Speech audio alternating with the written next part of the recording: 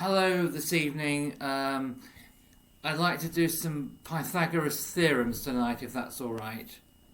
And I just want to show you this, if this is all right. I'm going to just show you this very quickly, and then I'll explain it to you.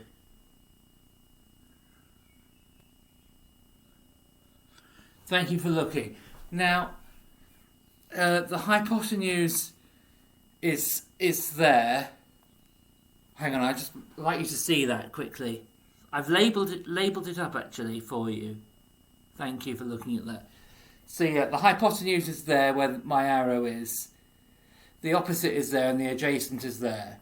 So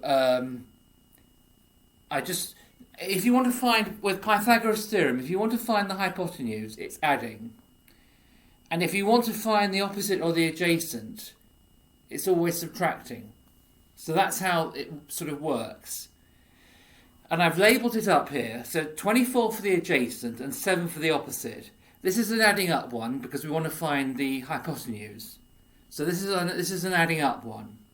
So the blank is on the hypotenuse. We've got if the information we've got so far is the 24 for the adjacent and 7 for the opposite. So we need to find what the hypotenuse is. So the hypotenuse is basically what we're doing is the adjacent is 24 times 24, which gives you 576. And the opposite is 49, because 7 sevens are 49. So I just thought I'd say that to you. And then it's actually, if you add 576 to 49, you get 625. And the square root of 625 is 25. So the answer there, so we want to find what the hypotenuse is. So the answer is actually 25. So we get that now. I'll just put this down for you, write this down for you. So that's my 25.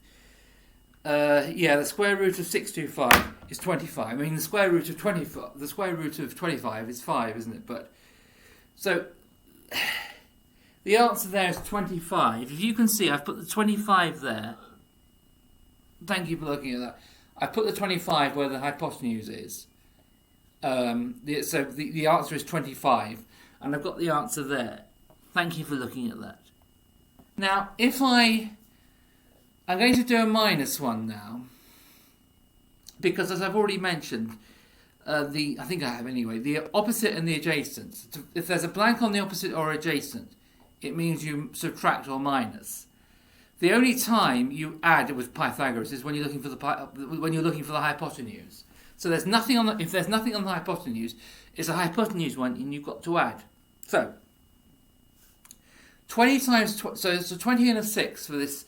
It's a minus Pythagoras theorem here, and it's 20 times 20, which gives you 400. 6 times 6 is 36. So 400 minus 36 gives you 364. Gives you 364. Thank you for looking at that.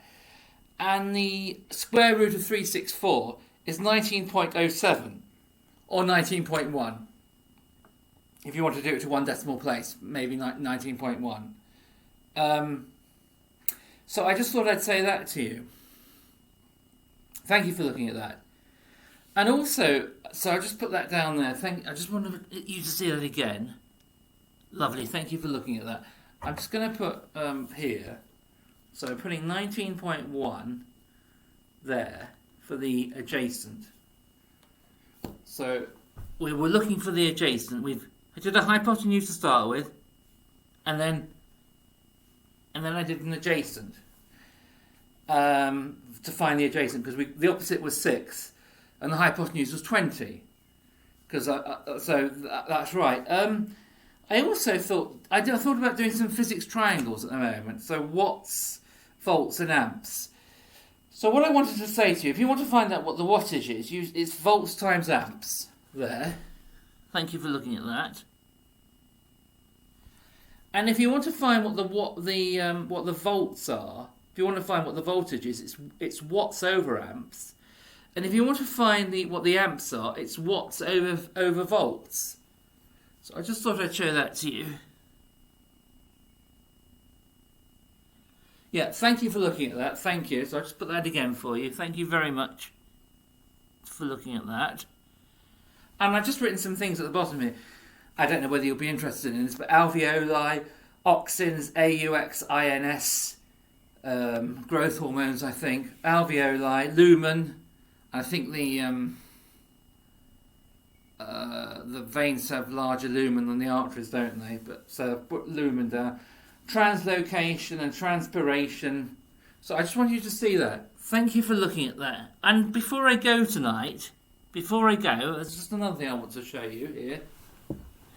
If I could just write this down for you now. Let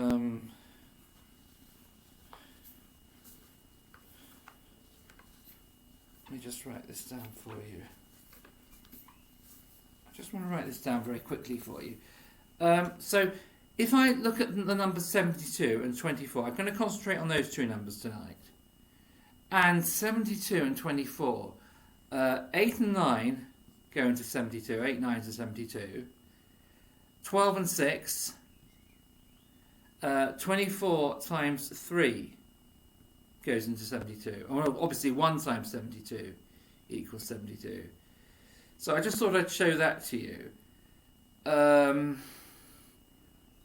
Yeah, I just want to show that to you. So yeah, I just want you to see, and I also want to do 24. 6 times 4 is 24, equals 24. 8 times 3, 12 times 2, and 1 times 24, obviously. So I just want to show you that. Yeah, okay. So obviously, I just want you to look at that very quickly. Thank you for looking at that. Lovely, thank you. And if I do one more thing tonight, very quickly now. Right, I just want to quickly do something very quickly with you before I leave you tonight. I'm going to do a quadrilateral sort of triangle. It's not always very good at drawing these, but I'll just have a go very quickly.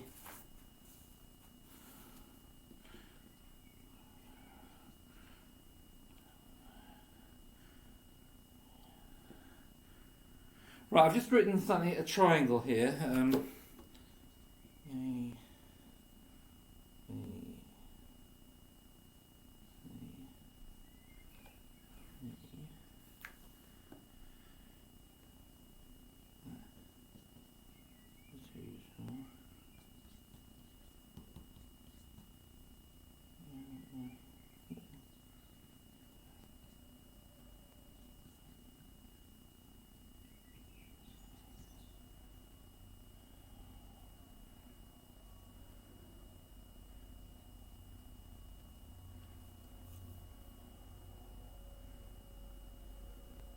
Right, this is the information we have to start with. So we have 4 x's, but we have a and b on this quadrilateral triangle shape. This quadrilateral shape, we've got 102 and 110, which gives us 212. Which comes to 212. I just want to show you that. Thank you for looking at that. And obviously, I've written all the other things down, so I hope that will help you.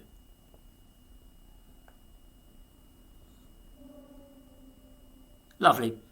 Yeah, thank you very much for looking. That's a 30. 148, divide that by 4 equals 37. 37 times 3 equals 111.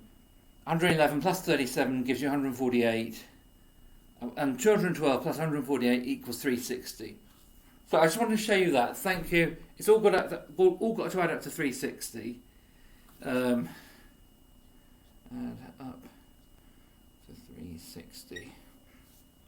Add up to 360. Lovely. Thank you very much. And if you like what I'm doing, could you subscribe to my channel? That'd be very kind of you. Thank you very much. Thank you for listening. Thank you for watching me tonight. Thank you. And if you could subscribe, that'd be very kind of you. Thank you. I'll leave you now. Thank you. Bye.